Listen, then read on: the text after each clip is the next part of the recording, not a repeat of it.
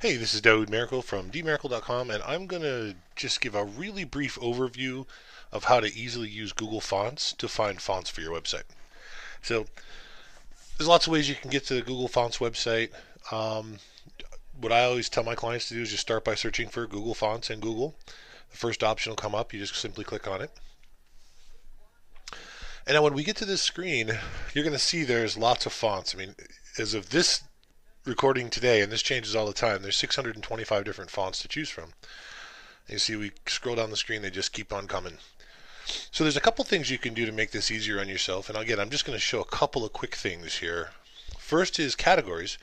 If you know that you don't want to use a serif font, for instance, that'll make fewer fonts for you to go through.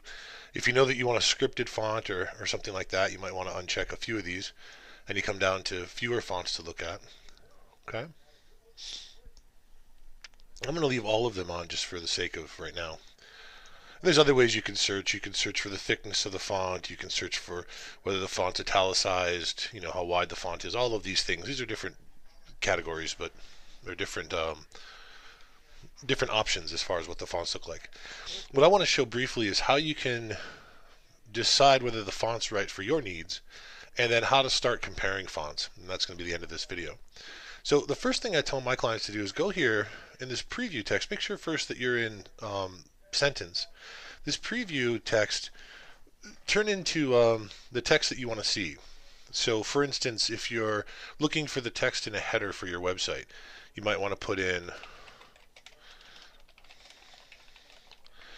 Now, of course, you'd put in your name. If your website's name is, life coaching for moms, you'd probably want to type in life coaching for moms here. But that way you get to see what each of the fonts is going to look like for your needs. So as you scroll down through the fonts, you can see, oh, well, I really like this font maybe in my header. Or maybe I really like this font in my header, because you see what it actually looks like with your text. Once you find a font that you like, simply click this Add to Collection option. Add to Collection, and you'll see what happens down here at the bottom is this little big gray area shows up, and the one font that you chose is down there. And all I'm going to do is I'm just going to select a couple here. You see, as I select them, they keep getting added here to the bottom.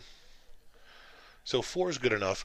Once I've gone through the 600 and some, at this point, 600 and some fonts and made my choice into which collections I want to look at, I come down here to this gray area and I select Review. And what Review is going to do is it's going to give me my fonts so that I can compare them. So I'm looking here, and in this case I have 4. You could have 24. It doesn't really matter. As you saw when I first came in here, if you're seeing paragraph text, just come up here and change this to headline, and it'll make it the headline text. Again, you can scroll down, see what different font sizes look like. Same thing with all of these. Once you decide there's a font you don't want, like I don't really want this one, just select the little X that goes with this box, and this font goes away. You'll see that it got removed from your collection down here, and now we have these 3 to compare. Once you know the font that you want to use, really in this case, there's things you can do with if you're a coder and stuff, but the biggest thing is just take the font name, which is up here. This is Average Sans, this is Nado Sans, and let your web designer know that this is the font I want to use for my header, or this is the font I want to use for the headlines on my website, or this is the font I'd like to use for my paragraph text. Just let your designer know those names, and that's it. It's really that simple. Again, there's a lot more that you can do with Google Fonts, but this is really meant for my clients and beginners who want to delve into doing different fonts on their website without having to have any kind of knowledge of technical stuff or coding or any of that stuff. This is assuming that somebody else is going to code these fonts in for them. So this is how you use it. Again, you'd get down to your last font. Let's say we're not going to do this one. And you would just email to your web designer, or to me if I'm doing your website, hey Dawud, make my header Average Sans. And then I would know what to do with that. So that's all there is to it.